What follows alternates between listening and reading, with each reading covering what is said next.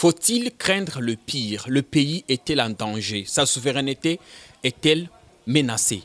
En tout cas, ici ou ailleurs, les informations qui nous parviennent sont très alarmantes et nous avons décidé d'en parler. On va revenir dans cette émission, le tout premier numéro que nous vous présentons avec des journalistes que vous allez voir et découvrir tout à l'heure de cette info qui est sur les lèvres de tout le monde, la mort dans les conditions mystérieuses du général Delphin Kayimbi. De quoi est-il mort?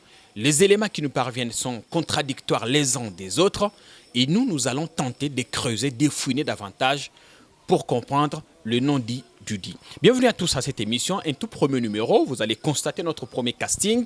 Pius Romero Langoui, Edmond Izuba, Kevin Lutea et Yves Bouya. Messieurs, vous êtes les bienvenus à ce premier numéro. Merci. J'espère que vous allez très bien. Très bien. On va entrer dans le vif de l'émission tout à l'heure, mais on va faire un raccordement frauduleux pour parler de ce que nous appelons ici biscuit de l'émission, l'épidémie de la maladie coronavirus. Ce n'est pas la maladie à virus Ebola. On va parler de l'épidémie de coronavirus qui fait ravage à travers le monde. 3000 décès déjà enregistrés depuis que la maladie a été découverte dans le centre de la Chine en décembre 2019. Et le premier cas a été détecté en République démocratique du Congo hier, avec des versions aussi contradictoires au ministère de la Santé. Pius, est-ce que vous êtes autant inquiet que l'ensemble de notre communauté?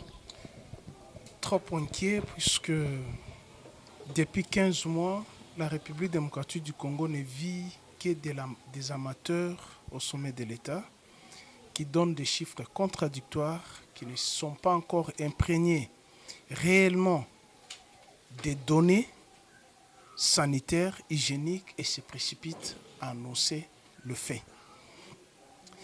Le problème de la République démocratique du Congo, d'abord, c'est la porosité de ses frontières. On a dit des mesures, des contrôles ont été renforcés. Non. Si les mesures de contrôle ont été renforcées, on n'allait pas avoir ce premier cas suspect et on n'allait pas entendre... C'est plus un cas suspect, c'est un cas confirmé. Un cas confirmé. Alors si c'est le cas confirmé, il est entré comment? Si toutes les mesures ont été mises en place. Et nous apprenons d'ailleurs qu'il y a l'hôpital HJ qui aurait 7 cas. Et vu les conditions sanitaires de la République démocratique du Congo, plus particulièrement de la ville de Kinshasa, que j'ai toujours dit, qui est devenue comme un rempart de chacal, très sale, et nous allons, si le ministère de la Santé et si les gouvernements de la République ne prennent pas des mesures, le Congo sera le tout premier pays qui va enregistrer autant de décès. Ce que je ne souhaite pas. Le fait de le dire, c'est nous lançons un SOS auprès des autorités de la République pour prendre des mesures. D'abord, ce premier cas confirmé doit être isolé et contrôler nos frontières. Il y a des pays qui ont arrêté pratiquement. Je ne dis pas que tous les Chinois sont porteurs de ces virus. C'est de là où vient les virus. Et n'oubliez pas, mais le virus est désormais partout, aux États-Unis, en Europe, un peu partout. Je dis, le virus vient de la Chine. Ce n'est pas que les Chinois qui sont porteurs de ces virus, c'est tout le monde. Alors, il faut faire attention.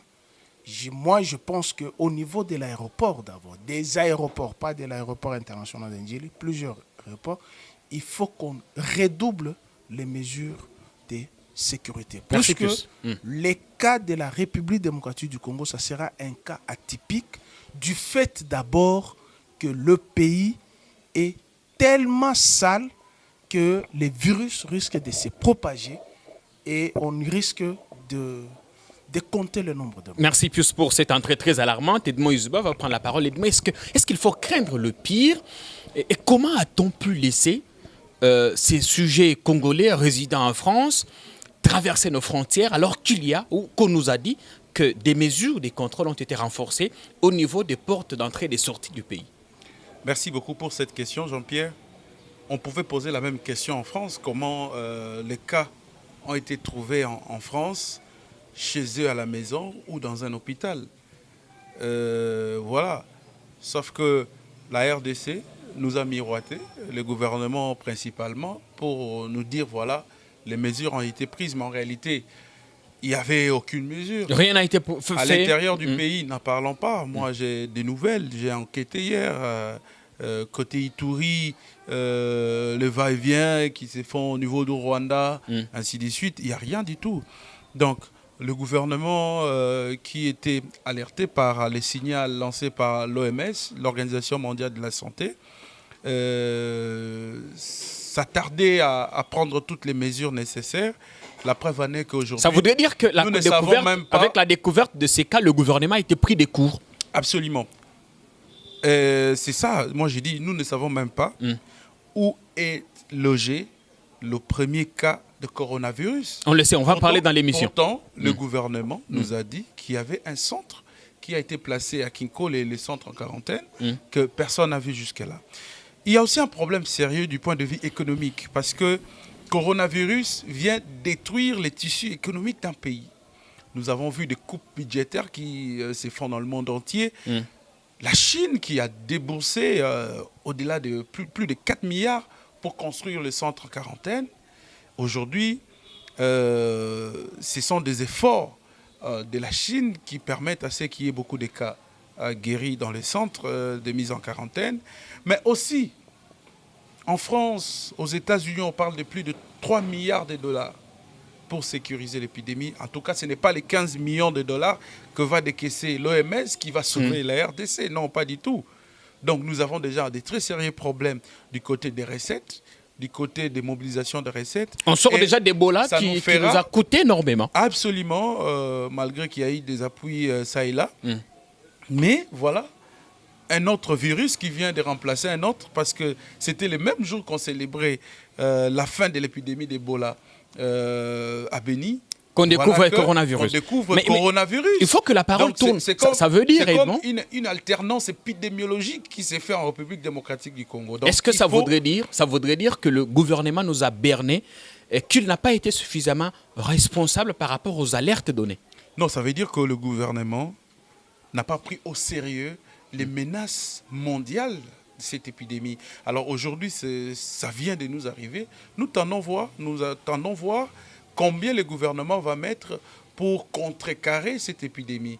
Parce qu'il faut informer. Moi, j'habite Kintambo, juste en face de Kintambo, il y a la commune de Bandalingwa, où le tout premier cas s'est rendu à Bandal, à Makelele. La parcelle a été désinfectée. Mais les gens qui y habitent n'ont pas été pris en charge. Est-ce que le monsieur, en entrant dans cette parcelle, a manqué à saluer ou à serrer, à faire des accolades avec les membres de famille? Surtout qu'on sait qu'il venait de l'étranger. D'un hôtel en plus. C'est-à-dire que le monsieur a eu à débourser de l'argent. L'argent qu'il a touché a transité entre la main d'une réceptionniste ou d'un réceptionniste. Et là où le monsieur était logé, il y a beaucoup de questions qu'on peut se poser autour de l'épidémie. Et c'est là nous fait craindre que si réellement il y a seulement un seul cas, que le ministre de la Santé contente à nous informer. Il faut que la parole tourne. Il devrait en principe en avoir plusieurs parce que le monsieur qui est un Africain, il a eu à passer, je dirais, par des méthodes aussi connues de salutation, mais aussi, pourquoi pas aussi embrasser quelqu'un, ainsi de suite. Donc, on doit aller encore plus loin dans le petit détail pour qu'on sache combien, évidemment, de cas détectés ou de suspects en RDC. Merci bien, Edmond Izuba. Alors, on va passer la parole à Yves Bouya qui va la prendre. On dirait qu'il a bougé le micro. Hein? C'est bon. Merci, Edmond Izuba. On va passer la parole à Yves. Edmond l'évoquait tout à l'heure. La parcelle où le premier cas confirmé s'était rendu à Bandal a été désinfecté. Le gouvernement nous a dit qu'il y avait un centre construit pour ça. Malheureusement, le cas confirmé est plutôt interné à l'hôpital de l'amitié sino-congolaise, où d'ailleurs les conditions hygiéniques sont sujettes à caution. Jean-Pierre, il y a vraiment un risque de propagation à grande échelle de ces virus. Vous aviez vu, c'est que tout à l'heure venait d'annoncer Pius ici, Edmond Izuba. Moi, je crains fort que nous soyons au-delà de ces seuls cas de ces Congolais qui a été détecté ici. Donc, s'il faudrait aujourd'hui prendre la parcelle qui a été désinfectée hier à Bandal. Nous avons un cas ici à l'hôpital sino-congolaise, je crois, en Djili. Et cet étranger, ce Congolais qui est revenu de l'Europe, qui a certainement aussi eu certains contacts déjà dès l'aéroport. On a appris au moins que 20 de ces contacts ont été placés en quarantaine. Est-ce que ça rassure? Mais en quarantaine, où c'est? Dans deux hôtels de la place, selon ce que l'INRB nous a dit. Oui, selon ce que l'INRB nous a confié. Non, hier c'était Hôtel Bellevue, et puis après on envoie des policiers là-bas sans protection, et puis c'était l'hôpital sino-congolaise, on a vu des malades, des patients sous escalader des murs, même les personnels médicaux ont fouillé. Donc le ministre de la Santé, de la Santé lui-même, c'est contredisait dans ses propos. Tantôt c'était un sujet belge, un sujet français, et puis c'était un Congolais, donc nous ne comprenons plus rien. Ça signifie qu'il n'avait pas la précision des informations exactes. Les ministres lui-même n'avaient aucune précision, parce que déjà ils nous ont fait miroiter, ils ont construit un très grand centre à l'est de la capitale, qui était capable de recevoir les personnes détectées de ces virus. Mais jusque-là, on voit que les choses pataugent. Les ministres lui-même étaient ni patauges. La population ne sait quoi faire. Alors, c'est ce qu'a dit, venez de dire tout à l'heure, Pius, les risques de propagation est vraiment très énorme. Est-ce qu'il faut s'inquiéter à l'heure qu'il est? On doit s'inquiéter, surtout quand on voit dans la poubelle dans laquelle vivent les Congolais, quand il faut aller dans les prisons. Je vois si la propagation s'est faite à grande échelle. Je pense qu'on doit libérer les détenus qui sont en prison, parce que si la propagation s'est faite à grande échelle, les premiers cas de décès viendront d'abord des Makala. Donc nous avons déjà Makala sur un effectif de 1500 détenus. Nous sommes déjà passés, il y a 6000 détenus 8000 détenus à Makala. La propagation atteignait un certain niveau. Je pense que les centres de la forte concentration, nous aurons plus de victimes de ces virus. Est-ce que les mesures jusque-là prises par les autorités nationales rassurent-elles? Mais Jean-Pierre, comment est-ce que ça peut nous rassurer? Les ministres lui-même a fait, je crois, 2-3 apparitions. En une journée? En une journée. Comment ça peut nous rassurer? C'est lui qui est censé contrôler la santé publique, nous contrôler même mais c'est important, il faut communiquer, en permanence quand on a de nouveaux éléments qui s'ajoutent. On communique, on a des éléments de détail et des éléments rassurants. On s'est dit, oui, c'est un Congolais, il est venu de tel pays, il a tel âge, voilà son nom, on ne sait pas. Les ministres d'abord à 13h, c'était un sujet français, à 14h, un sujet belge, à 17h, un sujet congolais, et puis avec des détails... avec beaucoup d'hésitation. Avec beaucoup d'hésitation. Nous-mêmes, nous avons peur. Donc, le Congolais, comme nous sommes champions d'invention, avant l'émission, j'ai vu Edmond déjà... créer son propre masque, nous allons nous-mêmes nous prendre en charge ici. Bien. Donc, je pense que nous allons nous-mêmes nous prendre en charge parce que l'État nous-mêmes ne nous rassure pas. Il y a de quoi s'inquiéter, Kevin Lutea, vous allez prendre la parole, mais avant la découverte de ces cas, il y avait des Chinois placés en quarantaine à Chikapa. Ils sont venus de leur pays, la Chine, jusqu'à Chikapa, sans avoir été testés ici à l'aéroport, et c'est là que l'un d'entre eux va présenter des signes de fièvre. Ainsi de suite, finalement, on nous dira que c'était du palu. Est-ce que, au regard de l'ampleur que les choses ont commencé à prendre, trouvez-vous que le Congo est à mesure en ce moment de faire face à cette maladie et la riposter, la bouter hors de son territoire? Dire que le Congo peut faire face, il faut d'abord se poser des questions sur la capacité d'abord de diriger de certains de nos ministres. Je m'adresse directement au ministre de la Santé, qui nous a laissé nager dans un flux d'informations auquel la population n'a même pas accès correctement. Après, il faudrait revenir sur le fait que nous avons un cas assez... qui n'a même pas, on ne veut même pas mettre sa photo à la télévision, parce qu'en principe, il devrait être présenté. Qui ne dit pas qu'il a serré la main à quelqu'un d'entre nous ici par accident? Au moins montrer son visage. Comme ça, les personnes qui sont entrées en contact avec ce monsieur pourront déjà aller... c'est placé en quarantaine ou entrer en contact avec... Justement, c'est même cet aspect d'amateurisme que je condamne. Parce que le ministre, dans sa qualité lorsqu'il n'a pas les informations qui sont concrètes et correctes à transmettre à la population, ben à un certain moment, nous sommes dans une époque où il y a beaucoup de fake news. Qu'est-ce qui ne dit pas qu'à un certain moment, les Congolais, déjà, je venais, je suis en cours de route, j'ai remarqué que les gens sont déconnectés. Pourtant, ailleurs, en Italie, il y a des villes qui ont été carrément fermées. Il y a beaucoup de... En Italie, c'est 634 morts en à peine 3 semaines. Et je pense qu'au niveau du ministère de la Santé... Et l'Italie n'est pas aussi peuplée que le vaste Congo. Et il faut rappeler que Kinshasa, c'est 12 millions d'habitants. Kinshasa, c'est au-delà. Un peu plus. Au-delà même de 15 millions d'habitants. Donc Kinshasa regorge à lui-même plus de 23% de la population à l'échelle nationale. Et il faut voir dans quelle promiscuité la population de Kinshasa vit et cohabite. Il n'y a pas des mesures préventives qui ont été prises, genre interdiction par exemple de matchs de football ou des rencontres qui doivent se jouer à huis clos? Les policiers dans les premières heures à l'hôtel Bellevue, ils étaient sans protection, à la merci du virus. L'hôtel en lui-même n'a même pas été désinfecté. On a remarqué que c'est ce matin que les policiers ont reçu le premier lot de gants et de masques. C'est quand même étonnant. Nous sommes dans quel état? Alors, ces masques, c'est les citoyens eux-mêmes qui s'en procurent ou, selon vous, ils devraient être distribués par l'État? En principe, l'État devrait déjà prendre... Il coûte jusqu'à $5. Ben voilà, jusqu'à 5 à $3. En Chine, le simple masque, il n'y a même plus de masque en Chine. Dans d'autres pays, le stock s'est épuisé. Et c'est quand même malheureux. Notre gouvernement doit prendre en charge, et je crois que c'est le moment. Il ne faut pas attendre que le pire arrive parce que nous sommes déjà face au pire.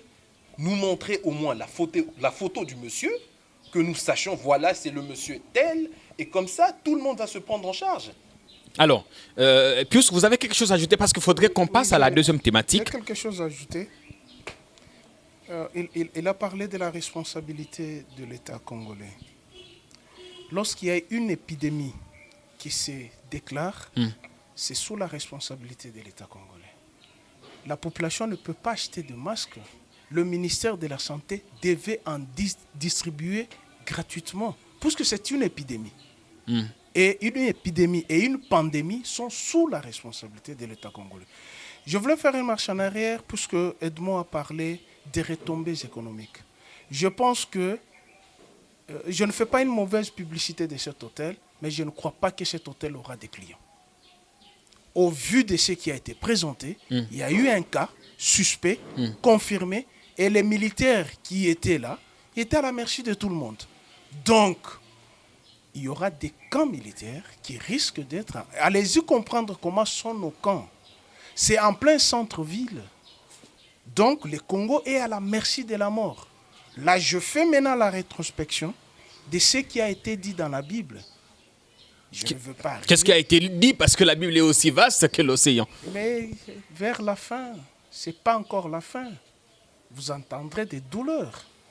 Il y aura des disettes, il y aura des maladies. Vous prédisez la fin du monde? Mais oui, nous avons... On a encore besoin de vivre. Non. Je ne prédis pas la fin du monde.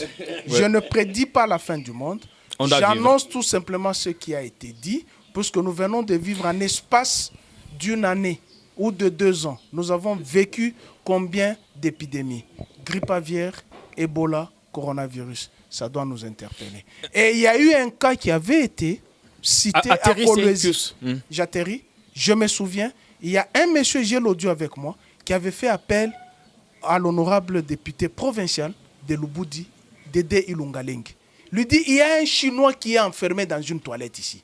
Je viens de me rappeler. J'ai auditionné cet audio il y a 1 semaine. Donc, ça peut être vrai dans le sens que Kolwezi étant une zone minière, il y a au moins plus de 4000 Chinois et 23 000 expatriés. C'est fort possible. Bien, merci beaucoup. Si vous permettez une seconde pour railler la peur à Pius. Pius nous fait peur, nous fait craindre même la fin du monde. Ben, écoutez, ici, ce qu'il faut savoir, c'est qu'en Afrique, le premier cas de décès a été enregistré hier, au Maroc. Donc nous avons un peu de chance, nous, en Afrique, d'avoir un soleil aussi ardent, capable de résister déjà sur le plan naturel à cette épidémie. Mais cela ne va pas compenser l'irresponsabilité de nos dirigeants. Absolument. Donc déjà, naturellement, l'Afrique est mieux protégée que tout autre continent. Et surtout que là-bas, ils vivent dans l'hiver. Donc ici, nous avons nos soleils à nous, nous avons nos intempéries à nous qui nous permettra peut-être que, si pas la grande partie, mais moins de Quinois et de Congolais puissent être contaminés. Mais cela n'exclut pas tous les mécanismes de sécurité ou de protection. Alors pour l'instant, vous qui nous suivez, tout ce que nous vous demandons, c'est de prendre le minimum de précautions en vous lavant régulièrement les mains à l'aide de l'eau et du savon. Et également mettre le cache-nez, ou ce qu'on appelle encore le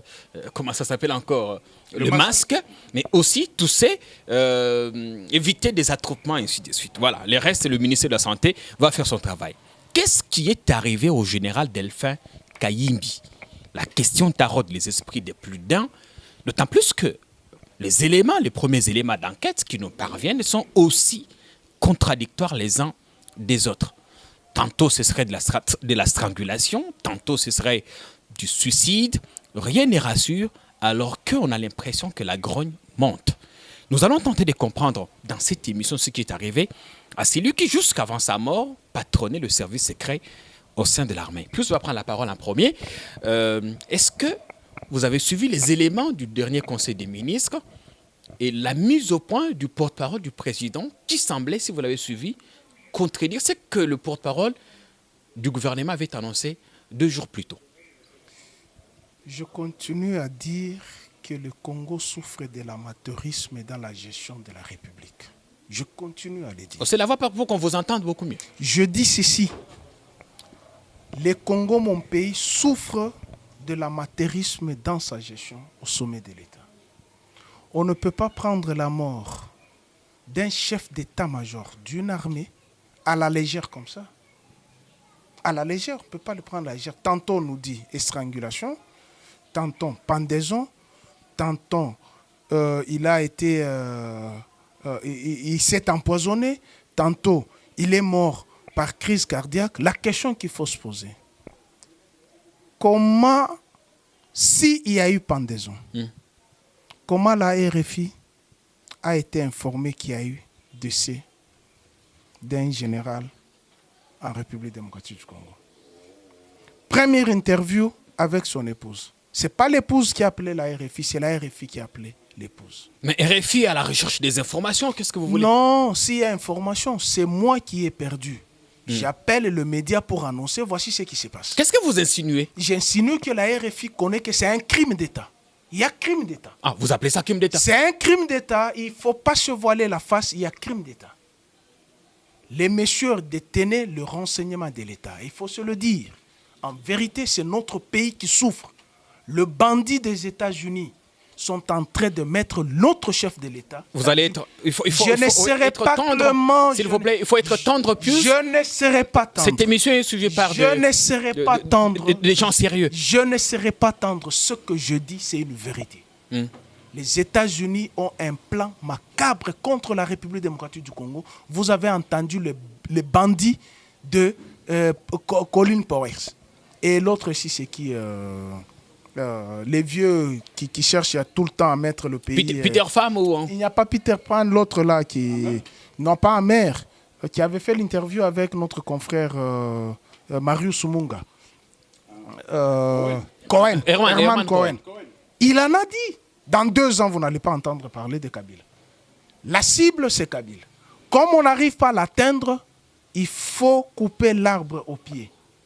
Tous les généraux, soi-disant qui ont travaillé avec Joseph, il faut les désarmer, si pas les désarmer, les tuer. Et le pays risque d'entrer dans un cycle de violence. Mais Kayimbi était cité quand même dans des affaires louches. Mais écoutez, qui cite Kayimbi dans les affaires louches? Ce sont ceux-là qui n'ont pas eu le marché au Congo. Ce sont les États-Unis, les Américains. Qui cite nos généraux qui sont trempés dans tel ou tel ou tel? Je prends le cas de colonel Kanyam, à l'époque, général Kanyam. Il met fin au bandit Koulouna. Non, on les met sur la liste de la sanction. Puisque les ONG ne pouvaient pas avoir de la matière. La matière des ONG qui font le rapport et les ambassades, c'est qu'il fallait qu'il y ait les bandits urbains, les petits koulouna. Mais pourquoi est-ce que les États-Unis en voudraient autant Puisque les États... à Delphin Kayimbi Il n'est pas seul. Delphin n'est pas seul. Vous avez entendu la MONUSCO une fois qui ne voulait pas de général Fall Sikabou. La MONUSCO ne voulait pas de la nomination de notre général. Il a demandé qu'elle soit remplacée en effet. Il fallait demander qu'elle soit. Notre souveraineté à nous, nos militaires à nous, les bandits de la MONUSCO, les bandits des États-Unis, après avoir mis les chaos en Libye, après avoir coupé le Soudan en deux, il faut qu'ils viennent encore faire leur banditisme en République démocratique du Congo. En 30 secondes.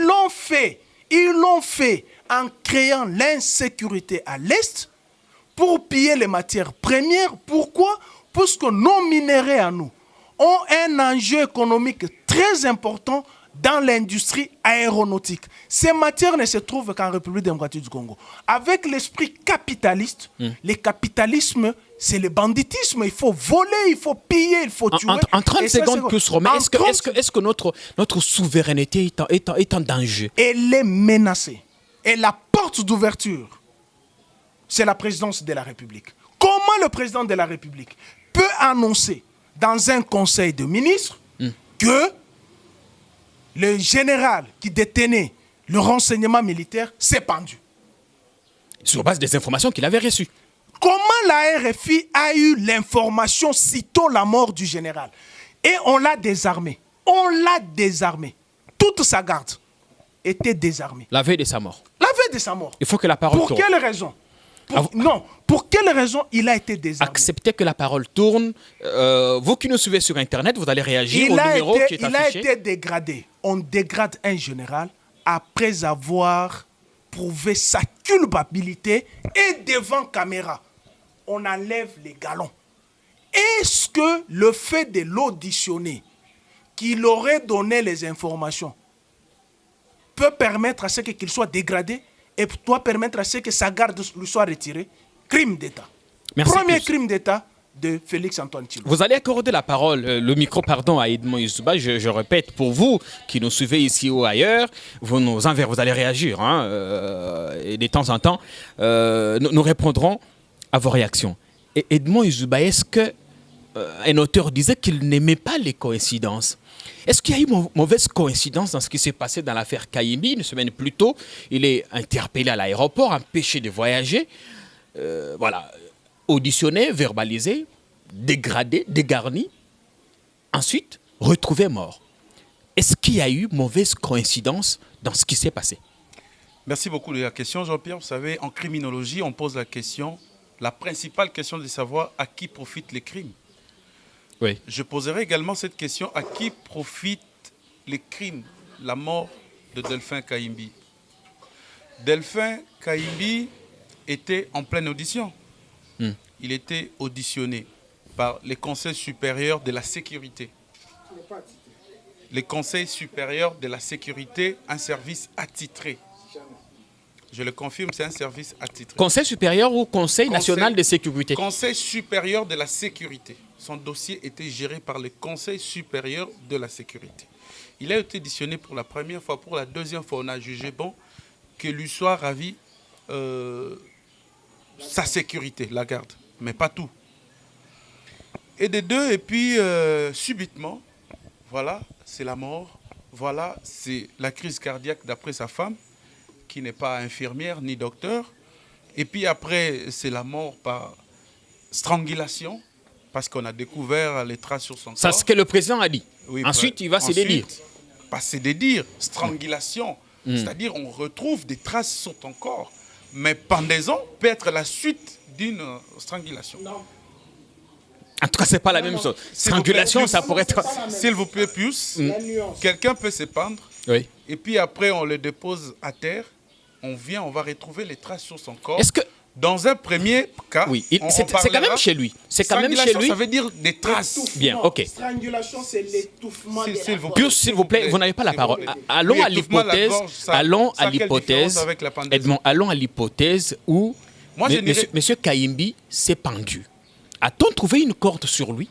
Non. Ceux qui l'ont amené à l'hôpital. Non, ici, nous sommes au niveau des enquêtes. Ça veut dire... Mais nous, on débrief, nous, on Non, va ça- au-delà. Oui, très bien. Oui. C'est-à-dire, les enquêteurs sont venus trouver un cadavre. Un cadavre jonché par terre. Ils n'ont trouvé ni corde, ainsi de suite. Et surtout, ce qu'il faut savoir, c'est qu'on n'a pas aussi assez de données sur ça. Mais moi, je vais dire une chose. Pius a parlé des Delphins, bras droit des Kabila, bras droit de ceci, je m'en tape. Nous savons dans ce pays comment était mort Armatungulu. Nous savons dans ce pays comment était... Il faut éviter de faire un raccordement Non, on ne fait frauduleux. pas des raccordements frauduleux. Oui, oui. Mais la raison pour laquelle je dis, en criminologie, on pose la principale question de savoir à qui profitent Le crime. les crimes. À qui ça profite selon vous? Alors, attendez. Tu vas comprendre entre les lignes. Delphin Kayimbi Pius le présente comme un bras droit de Kabila. Quelqu'un qui était dans la sécurité pour tout le pays. Quelqu'un qui était dans le renseignement de l'armée. Mais moi, je vais vous présenter un cas similaire. Qui était le maître de Kalev? Kalev était dans le service de qui? Est-ce que du pays? Est-ce que d'un individu? Nous avons des informations selon lesquelles qu'il y a une cellule stratégique au sein du PPRD où siègent les généraux. Qui ne le sait pas? Nous savons que quand Vous nous les l'apprenez. généraux... Vous nous l'apprenez. Bon, merci beaucoup. Même si On va mener vous des n'étiez investigations. pas au courant, oui, vous menez vos investigations. Mais comprenez que quand un général quitte l'armée et part en retraite, il adhère soit au PPRD, soit au FCC. Je vous parle du général chef d'état-major, comment il s'appelle? Didier Ntumba. Il est de quel parti politique? Il était qui à la campagne de Chadari? Alors, arrêtez de mentir. Donc, nous savons que le président de la République qui venait à peine de nommer dans l'appareil judiciaire, il était dans un processus de changer également la chaîne de commandement. Dernière question. Et beaucoup gardaient encore les informations.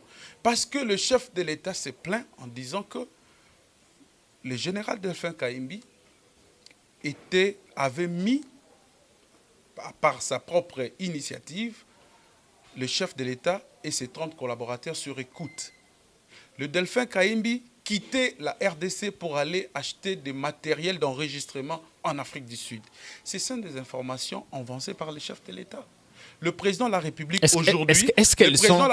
aujourd'hui, bien que Pius peut l'ignorer, c'est la personne la mieux et le plus informée de la République.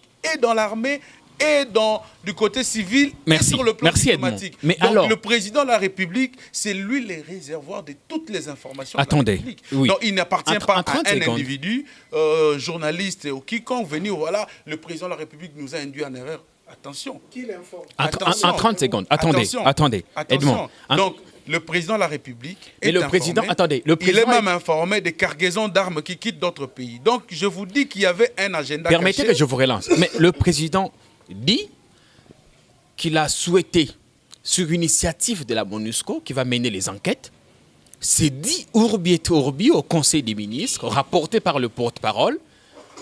Et quand la MONUSCO rejette ces affirmations, la présidence se rébiffe.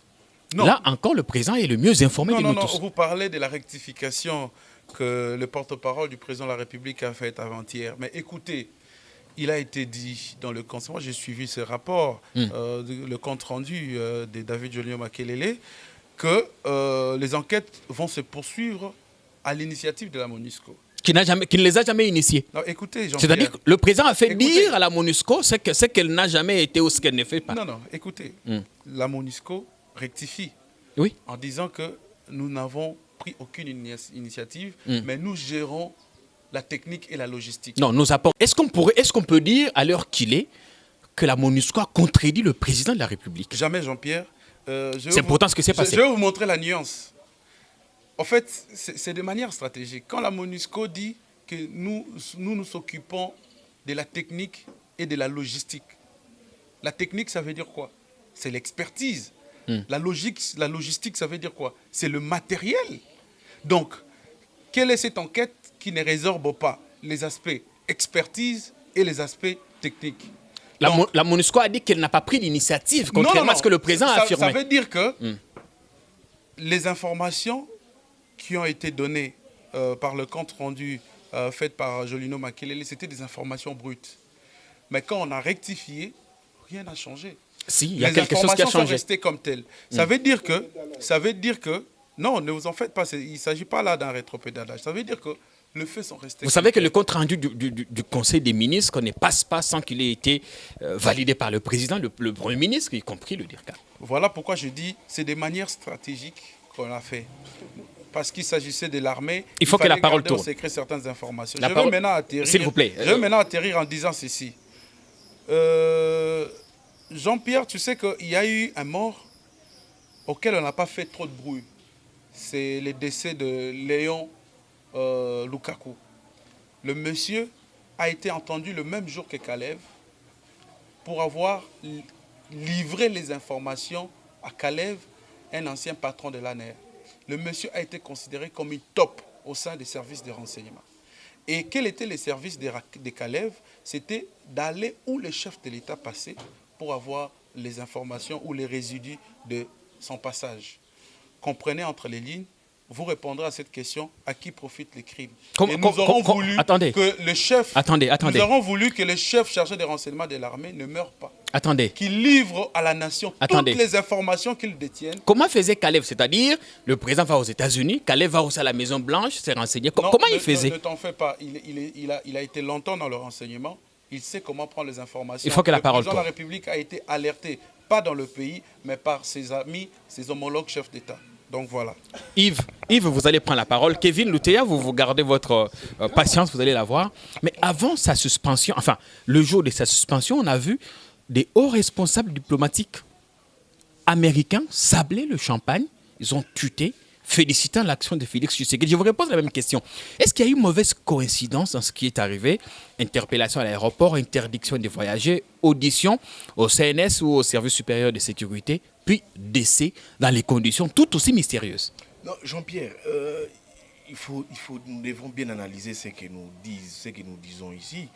Je ne vois pas Félix Tshisekedi pour l'instant vouloir la mort de Kayimbi. Vous savez, nous sommes dans un mariage FCC-Cash où nous avons un Kabila qui se neutralise avec Félix. Félix veut infiltrer Kabila, idem Kabila au son tour veut infiltrer Félix, avoir des informations. Pour Kabila, la grande prise, pour Félix, la grande prise sur Kayimbi mettait Félix en difficulté. Comment? Parce que une fois que Félix Kayimbi auditionné chez BA, au Conseil national de la sécurité, c'était des informations qui allaient aider Félix d'abord pour sa protection.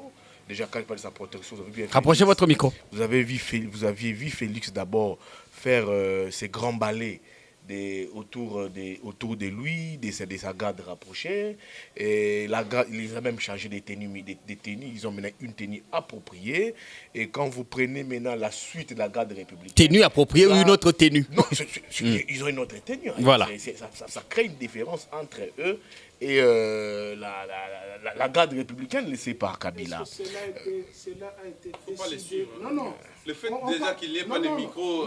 On parle de choses sérieuses. Vous notez. Cela a été décidé à l'Assemblée nationale pour changer la... Vous notez. Pius, vous notez. Kabila ne l'a jamais fait. Oui. Donc, et puis, par après, nous avons un Félix qui a l'information, qui dit, mais j'ai le chef des renseignements militaires, en fait, qui m'espionne. Allez, c'est un peu comme Kalev, il dit, oh, il m'espionne. Alors, déjà pour sa sécurité, Félix n'avait pas l'intention, si je ne le vois pas, j'essaie de me mettre dans sa jugeote. Je ne vois pas ce Félix récupérer Kayimbi, le faire auditionner, et puis par après exécuter Kayimbi. Je ne vois pas Félix le faire. Je vois Félix aujourd'hui entendre Kaimbi et les mettre peut-être en résidence surveillée, soit les mettre, les remettre entre les mains de la justice. Alors, j'épouse un peu à moitié la réflexion. Alors, ceux qui ont débarqué à son domicile la nuit, selon certaines versions qui nous arrivent, qui ont désarmé sa garde, venaient d'où? Mais c'est là où nous parlons d'une mort suspecte. Donc, quand je parle de la mort Qui a le droit d'enlever, de rectifier Est-ce que nous avons l'information qu'il a été désarmé? Tous, nous sommes dans les suppositions. Non, nous avons des informations qui nous parviennent, mais effectivement. c'est ça que j'ai dit. C'est comme les informations qui nous parviennent. Kaimbi a été-il, il est décédé par pendaison? On ne sait pas.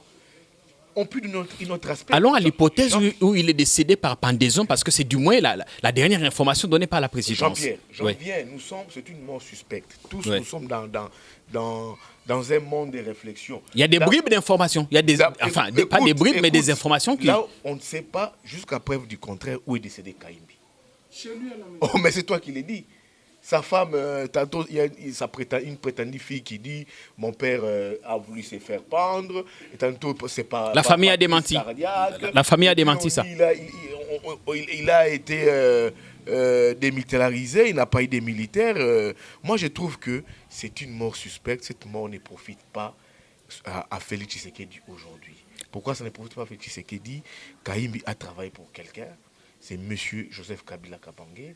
Kaimbi a détenu des informations. Kaimbi a été au service de Kabila à 100%. Et la mort de Kaimbi aujourd'hui, je ne confirme pas. Je ne dis pas que c'est Kabila qui est à la base de sa mort, mais ça profite à grande partie d'abord à Kabila. Et pourtant, Kabila a laissé son ancien conseiller en charge de sécurité devenu un de ses principaux opposants. Il n'a jamais été inquiété ni exécuté. Je vous livre une information. Vous aurez la parole. J'ai dit ici que Kaimbi, la mort de Kaimbi ne profite pas à Félix, ça profite bien et bien au FCC. Quand vous parlez ici de l'ancien Pierre Lumbi. Patron, je ne parle pas de Pierre, je parlais de Pierre Lumbi. Pierre Lumbi, c'est quelqu'un qui est dans les oubliettes, il a traversé, il a des informations, il détient des informations, pas plus que Kaimbi. Kaimbi a évolué avec Kabila jusqu'à il était le conseil spécial du président en matière de sécurité. Attendez.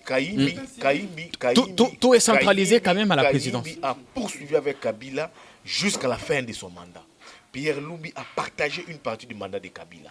Donc il y avait un moment où je me dis que Pierre Lumbi était déphasé de certaines choses. La parole va tourner, oui. Pour le décès de Kaimbi, il ne faudrait pas dire aujourd'hui que il ne faudrait pas aujourd'hui éloigner l'hypothèse, soit la thèse du FCC. Mais allons à l'hypothèse où il se serait pendu, comme on le dit. On ne sait pas nous dire clairement qu'il s'est pendu, dans quelles conditions, qu'il avait une corde au cou, on l'a retrouvé par terre. C'est là où j'ai dit... Est-ce que ce n'est pas un scénario mal monté? C'est ça que j'ai dit, nous parlons d'une mort suspecte. Kaimbi décède, premier fait, on enlève son corps, on ne sait pas de son domicile, là où il a été trouvé mort, ça met même en difficulté la police scientifique pour mener des recherches. Kaimbi décède, vous parlez par pendaison. Pour un militaire ne décède pas par pendaison.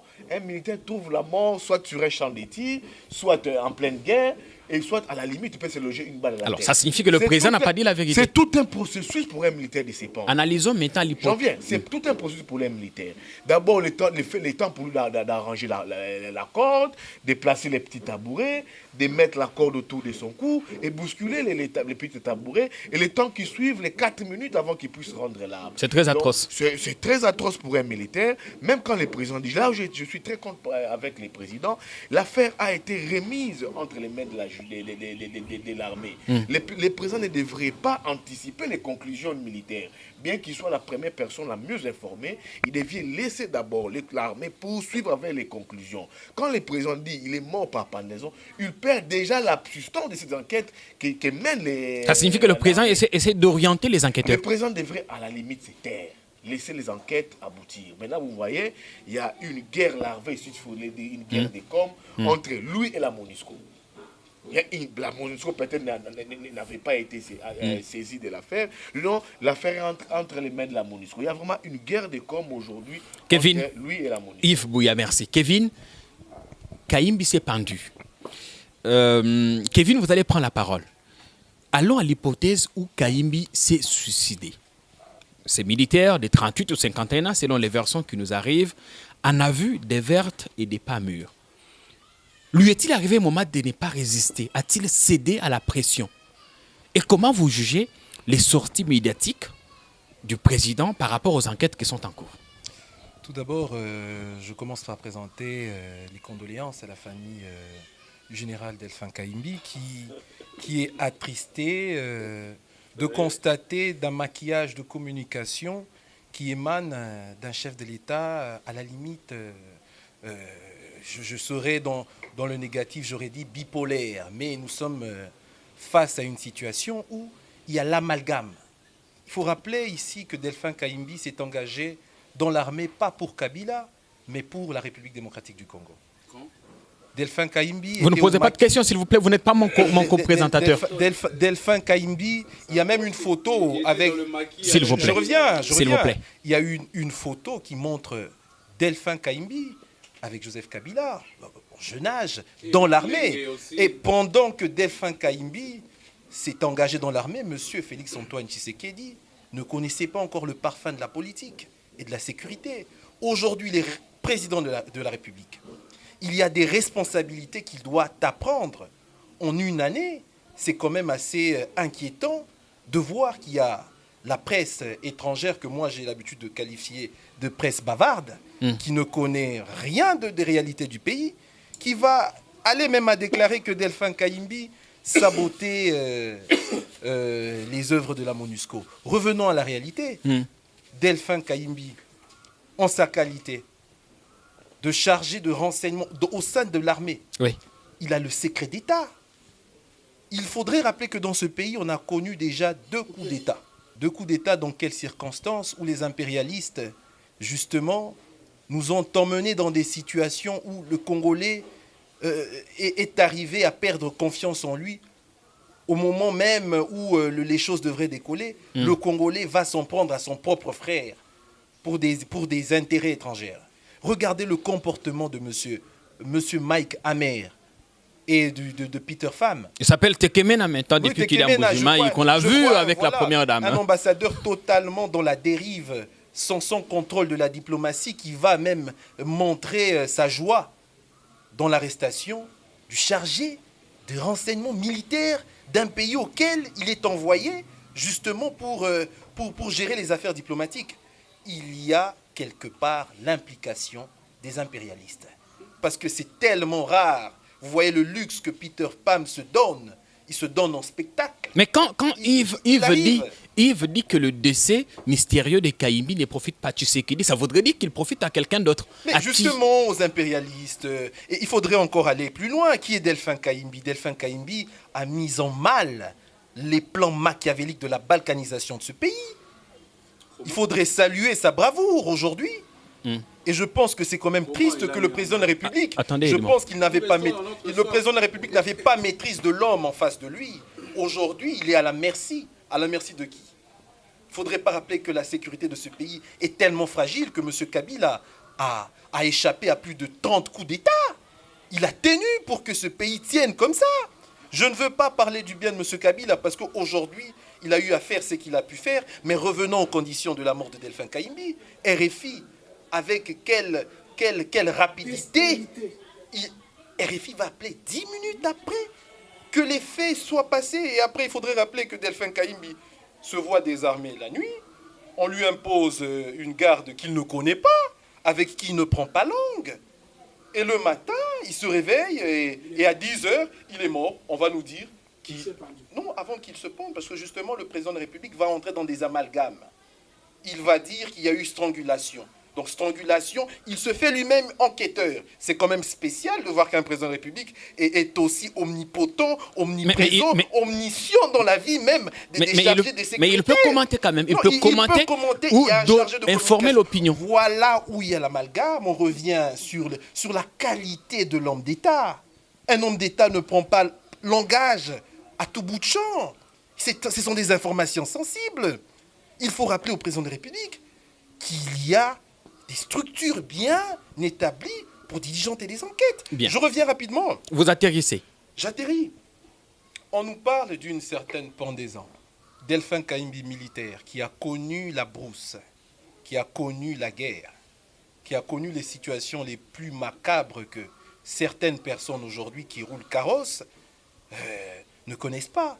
Delphin Kayimbi en tant que militaire, je vois mal un monsieur de sa trempe se donner la mort. Et dans quelles conditions on dit qu'il s'est donné la mort? Quelqu'un qui s'est pendu, sa femme va le trouver par terre, RFI, par cette rapidité, va appeler, sa femme va dire qu'elle retrouve par terre. Et on nous parle de pendaison. Je pense que quelque part... Admettons que ce coup est venu de l'étranger ou de l'extérieur. Est-ce qu'on pourrait dire qu'avec la mort de Kayimbi, on a frappé là où ça fait le plus mal au pays ou à certains individus? La mort de Delphin Kayimbi a frappé tout le monde. Vous savez, je reviens sur le principe où notre État, il faudrait savoir que les Occidentaux, aujourd'hui, voient le Congo comme un dépôt, où il faudrait qu'il y ait toujours des situations d'instabilité pour faire main basse. J'ai suivi un reportage de France 24 que je qualifie de presse bavarde. Cette presse qui ne connaît rien des réalités du pays, mais qui veut se faire expert, va déclarer que Delphin Kayimbi mettait en mal les plans de la MONUSCO. Donc on arrive même au point où France 24 devient expert militaire, au point de connaître même les secrets. C'est malheureux. Je vais vous donner 2 minutes chacun parce qu'on a Thierry. Pius, est-ce qu'on pourrait dire aujourd'hui que les Américains voient d'un très mauvais œil la coalition actuellement au pouvoir entre Félix Tshisekedi et son prédécesseur Joseph Kabila? Jean-Pierre, avant que je ne réponde à votre question, je voulais éclairer l'opinion nationale que la République démocratique du Congo est sous un grand complot et dans la tête des Blancs, il faut exterminer les Noirs de la République démocratique du Congo. Regarde ce qui se passe aux États-Unis. On nous parle ici, je prends Edmond à témoin, qui a dit il y a un autre cas de décès qu'on n'a pas pu parler, il est de l'ANR. Monsieur, je vous dis que tout agent de service, même si on le dégrade, il y reste, il y demeure. Pour votre information, aux États-Unis, où vous dites toujours les États-Unis ont dit, la Belgique a dit, la France a dit, lorsqu'un chef de l'État arrive, il vient avec son conseiller en matière de sécurité. Il enlève le patron de la CIA. Il enlève. Il ne les met pas en prison. Mais il le laisse, il est au service de la République. Mais vous, ici, tellement dans votre haine infernale, tout militaire est au service de Kabila. Alors, prenez tous les camps militaires, exterminez-les, mettez vos militaires à vous. Quand on voit Parce que Mundo, c'est là, qui a été rappelé, il vient d'être renforcé par 2 adjoints. Mais il a travaillé avec l'ancien régime. Pourquoi vous ne le tuez pas? Quand on voit ce qui arrive à Kalev, on voit ce qui est... Attendez. Non, vous êtes dans une haine viscérale. Et le pays ici risque de sombrer. Et moi, je suis vivant. Moi, Pius, vivant. Et qu'on restaure l'État réellement, on va vous poursuivre chacun comme on a suivi les Vichy en France. Je vous ai accordé 2 minutes. Est-ce que vous avez l'impression que le pouvoir actuel cède au chant des sirènes de ceux qui veulent absolument que ce pays soit balkanisé? Il a fait combien de voyages aux États-Unis sans voir Trump? Il ne voit que c'est une zite à pied, Pam, là, si c'est qui et qui déteste complètement Kabila. Ils ont dit clairement, la coalition FCC cache, il faut s'en débarrasser de Kabila. Ils lui ont dit. Est-ce que c'est à se voiler la face? Pourquoi Kabila gêne autant? Kabila gêne, il y a les codes miniers. Kabila gêne, il a arrêté l'hégémonie occidentale au Congo. Ça gêne, Kabila a dit aux Belges. C'est l'épisode qui est connu de tout le monde. Karel de Gaulle s'en est pris à Kabila. Il a rappelé Mova. Il a dit aux Belges, je ne vais pas voir ces messieurs-là. Il a fermé vos ambassades ici. Il a réduit l'horaire des vols. Les Blancs l'en veulent. Kabila voulait donner la dignité et la souveraineté au peuple congolais. Comme mon ami qui est en face l'a dit, les Congolais est l'ennemi de lui-même. C'est comme ça ce qui est arrivé en 60. On a pris Kasavubu et Lumumba, onde de choc. Kasavubu lâche Lumumba. Lumumba la merci des mêmes Américains. Ils mettent Mobutu. Et la suite, c'est laquelle? 32 ans de dictature. Aucun Américain n'est venu investir ici. Montrez-moi les immeubles des Américains ici. Merci, Pius Romerol. Edmond Izuba, c'est moi qui chronomètre. Est-ce qu'il faut il faut craindre le pire? Est-ce qu'il faut redouter ce qui est arrivé en 65? Est-ce qu'il n'est pas temps que nous, qui avons pignon sur eux, que l'on interpelle le pouvoir sur des acquis qu'il faut préserver à tout prix? D'abord, je dois commencer par une chose. Pius parle comme si, pendant que Kabila était au pouvoir, nous, on était à l'extérieur du pays ou à l'étranger, ou on n'était pas congolais. Kabila a été bercé aux premières heures de son pouvoir par les Américains. Il a compris, il s'en est débarrassé. Kabila avait un lobby américain. Qui ne le sait pas? S'il te plaît, Pius. Attendez, s'il vous plaît, vous Qui le ne laissez. connaît pas Kofi Annan? Qui ne connaît pas Kofi Annan? Un Ghanéen, il n'était pas américain. Alors, tu ne connais pas l'histoire. Kofi Annan était secrétaire général de l'ONU. Kofi Annan a un lobby important. S'il vous plaît. Kofi Annan a un lobby important au niveau des États-Unis. Sa première prise de parole, Kabila arrive 3 mois après, il a pris la parole aux Nations Unies. Qui l'a amené là-bas? Pourquoi? C'est normal, c'est un chef d'État. Mais vous ne répondez pas, s'il vous plaît, vous avez déjà parlé. Oui. Edmond, Qui n'a pas compris ici que Kabila était dans une autre voie que son père, Mouzé Laura, son supposé père? Son vrai père. Qui ne connaît pas, qui ne le sait pas. Et quand est-ce que Kabila a commencé à haïr des Américains et les Européens? C'est quand il a commencé à prendre des dérives dictatoriales dans son régime. Non, pas quand il a commencé. Il a militarisé exactement son pouvoir. Quand les opposants, quand on a commencé à enregistrer les tueries dans des marches. Mais mon frère dit que Delphin Kaimbi protégeait le pays contre et tout ça. Mais il ne connaît pas l'histoire de la RDC. Le Rwanda s'est enrichi plus vite pendant la période de Kabila qu'à l'époque de Mouzé. C'était avec quelle armée? Qui a dénoncé? Les dénonciations sont venues de l'armée. Qui ont dénoncé que, comment il s'appelle? Le général Amissi Kumba Ditango Fort vendait des munitions aux rebelles. Qui l'ont dénoncé? Ce n'est pas les Nations Unies. Alors, vous avez quelle marque de généraux? Tous sont accusés dans le mafia, la vente de bois rouge là-bas au Maniema. Qui ne connaît pas l'histoire de ce pays? Accusés quand ils gênent les intérêts de ceux-là.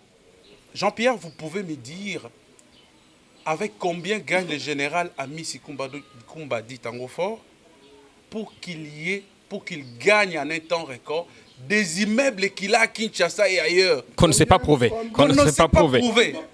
À Kitambo, n'en parlons même pas. À Kitambo, moi j'étais locataire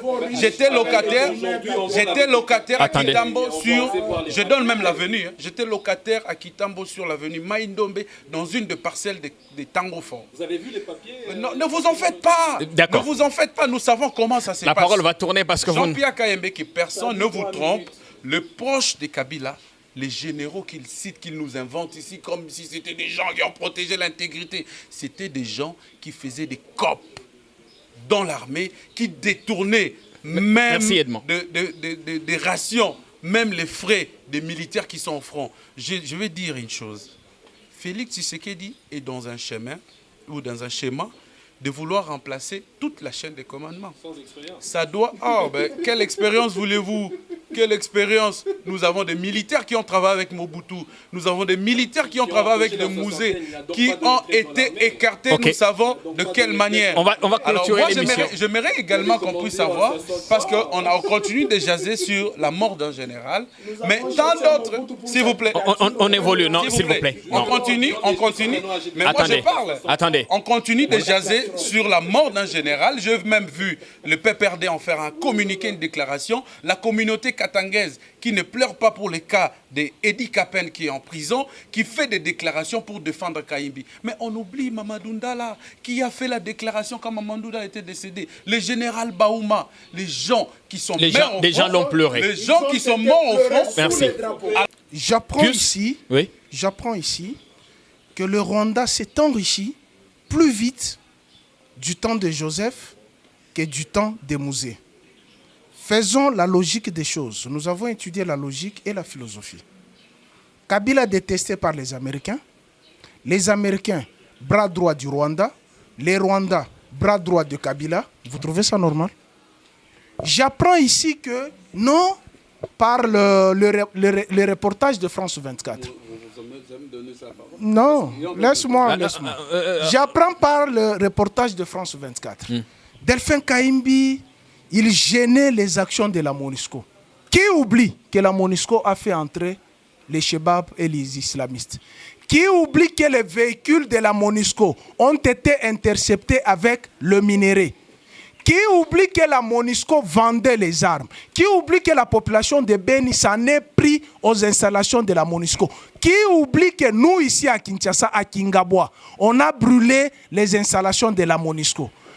Donc, ça confirme qu'effectivement, Kabila et son armée, dont Delphin Kaimbi, les Mamadou Ndala, les Baouma, qui ont stoppé la balkanisation, sont dans... Mais oui, il a fait les prouesses, il a été pleuré sous les drapeaux. Merci. Est-ce que nous aurons un pays de monuments? Il y a combien de militaires qui sont tombés sous le champ de bataille?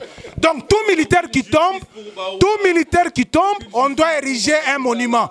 Tout politicien qui tombe, on doit ériger un monument. Vous aurez combien de...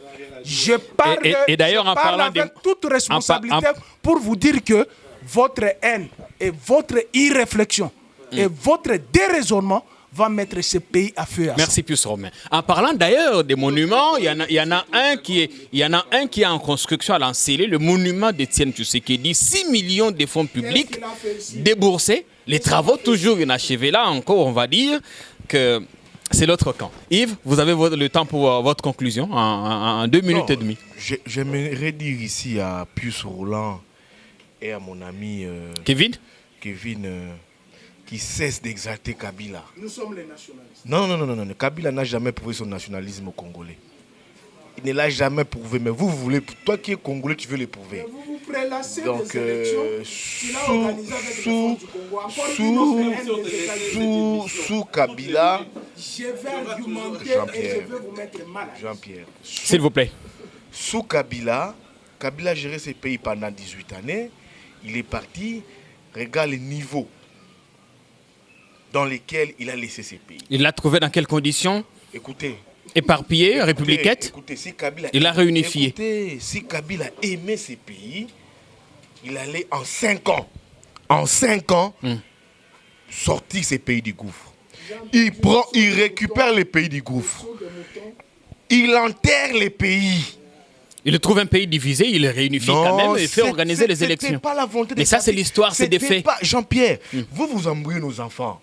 C'était pas la volonté de Kabila. Il y avait une synergie à l'international qui imposait à Kabila de réunifier les pays. Ce n'était pas la volonté de Kabila. Ils ont dit à Kabila, on te pose un schéma. Tu négocies avec Jean-Pierre, tu négocies avec Rouberois, qui aujourd'hui est son frère, tu négocies avec les autres mouvements et vous réunissez les pays. Ce n'était pas la volonté de Kabila. Il était quand même à la tête du pays. C'était un schéma qui devrait sauver les pays et Kabila était soumis à ces dictats. Il faut les lui remettre, il faut les lui reconnaître. Non, on ne peut pas les lui remettre parce qu'il y a une dynamique interne. On ne peut pas les lui reconnaître ça. Il était à la tête. Kabila a subi cela. Il faut être de bonne foi, Yves Bouya. Tout comme Kabila en a subi, tout comme les Bemba, les Rouberois en ont subi, de se mettre autour d'une table et de discuter. Il ne faut pas remettre cette fière chandelle à Kabila. Kabila, 18 années, qu'est-ce que Kabila nous a laissé? La dictature. Comment ça? Mais comment moi aussi, Moukendi? Non, toi, mais laisse-moi parler. Faut pas faire de l'amalgame, s'il vous plaît. Comment est mort Thérèse Kapangala? Tué par qui? Comment est-ce que les paroisses ont été gazées ici? Kabila qui voulait se mettre. Comment est-ce que les... S'il vous plaît. S'il vous plaît. Moi, je bombarde. Attendez. Est-ce que dans une église, on peut faire la politique? Soyons sérieux. Attendez. Yves, Moi, il est de bonne s'il vous plaît. Je bombarde. Attendez, s'il vous plaît. Je vous dis ça. Yves, le même CLC qui était... Le CLC... Il s'est calmé. Le CLC qui était... Attendez. Le CLC qui était à l'origine des manifestations dans lesquelles Rossi et Thérèse sont morts, le même CLC a été renié par l'UDPS qui était son partenaire. Non, je ne vante pas. On doit faire la part des choses. Est-ce qu'on va dire... Entre Dieu et César. Sous Kabila ici, écoutez, nous avons connu la mort de Chimanga, Thérèse Kapangala. Tué par qui? Par Kabila? Non, je vous pose la question. Nous avions vu les paroisses, les églises ici gazées. Mais Némi l'a reconnu à Kingakati quand il dit notre candidat a échoué parce que nous étions éloignés de l'église catholique. Mais lui-même s'accuse son autorité morale. Némi dit oui parce que nous étions éloignés de l'église catholique. Écoutez, Kabila n'est pas un modèle pour ces pays. Ce n'est pas un nationaliste. Kabila aujourd'hui, qu'il dise merci à Félix. Même quand il a respecté la Constitution, il ne s'est pas représenté, il n'a pas brigué un troisième mandat. Là où il est, de ce vécu qu'il achète, il doit dire merci Félix. S'il y avait des radicaux qui avaient pris le pouvoir, Kabila, Minakou, toutes ces têtes couronnées de son régime allaient être à Makala. Il faut plutôt faciliter l'alternance, c'est très important. Non, des deux. On parle des faits, tu vois pas des élections. Kabila a facilité quelles élections? On a vu le Chadar et la Cour constitutionnelle. Les présidents de la République restent jusqu'à l'installation du prochain président. Comment est-ce que les Mouyambo, les Diongo, les Wanga ont été arrêtés? Parce qu'ils ont dit non à un troisième mandat de Kabila. Mouyambo n'était pas arrêté dans une affaire politique. Écoutez, j'en viens. Kevin, laisse-moi finir. Mais calme ton invité. Calme ton invité. Il a fallu, je te relève encore un grand fait de l'ancien président Kabila. Mais Pius, écoute, c'est bien pour tes enfants. Pius, écoute, dis à ton invité. Pius, s'il vous plaît. Il a fallu que Félix Tshisekedi soit président de la République pour inhumer Étienne Tshisekedi, son papa. Kabila n'a jamais eu du respect, même envers Tshisekedi. Aucun respect, même envers Tshisekedi. Même envers un cadavre. Non, j'en viens. Même envers un cadavre. Même envers un cadavre. Pourquoi? Quand on lui disait, Mouzé, si la déprise Tshisekedi est arrivée ici, il y aura catastrophe, il y aura des troubles. Non. Laissez les cadavres là-bas. Pour les combats. Est-ce que c'est la famille qui ne s'accordait pas sur les conditions? Non, il a fallu. On disait, et même avec Félix Tshisekedi, on n'a pas enterré Étienne Tshisekedi au siège de l'UDPS. Vous avez vu? Mais c'était ça la pomme des discordes. Je t'ai dit, les débats n'étaient pas autour. Mais c'était ça, le lieu d'inhumation.